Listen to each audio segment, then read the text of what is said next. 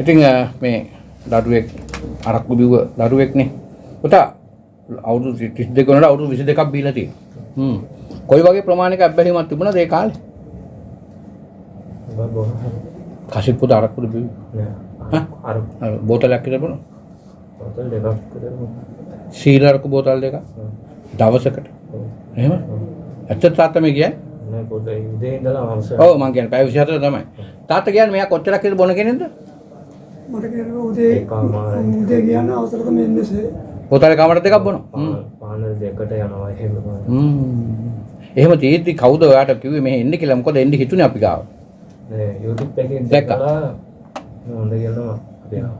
හරි ඊට පස්සේ දැන් අම්මා එදා ආවා. අපි කිව්වා දවස් 10ක් ඔයා බලාගන්න කියලා.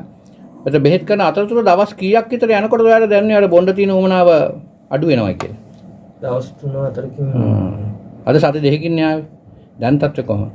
දැන් අවුලන්න දැන් බොන්න ඉතින්නේ නැහැ. ඒ සුවඳ දුම මොනවාරි ආවොත් එහෙම මට එපා. අපිරිය.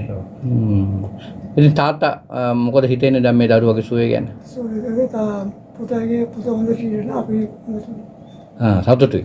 ඉතින් ඔයාට කියන්න තියෙන්නේ ලොකු අමාරුවකින් එළියට ආවෙනේ. දවසට අරක්කු බෝතල් එකමාරක් දෙකක් බොන කෙනෙක්. දවස් 3-4 යනකොට බොන්න තිනුවන නැති වෙලා සද්දකයි 100%ක් හොඳ වෙනවා කියන්නේ ඔයාට වගකීමක් තියෙනවා. ඒ සුවය පවත්ව ගන්න. ඒ නිසා හොඳින් ඉන්න ජීවත් වෙන්න අනිත් අයවත් දැන් ඔයාගේ අවුරුදු ගානක ජීවිතේ දැන් කසාද බැඳලා නැහැ කිව්වනේ. ඒතර ඒ ජීවිතය ගැන බලන්න හම්බුනේත් නැහැ. ඉදිරි කාලේ ඒ ගැන බලලා ඉදිරි කාලේ හොඳින් ගත කරන්න නරක යාළුවන්ගෙන් ඈතට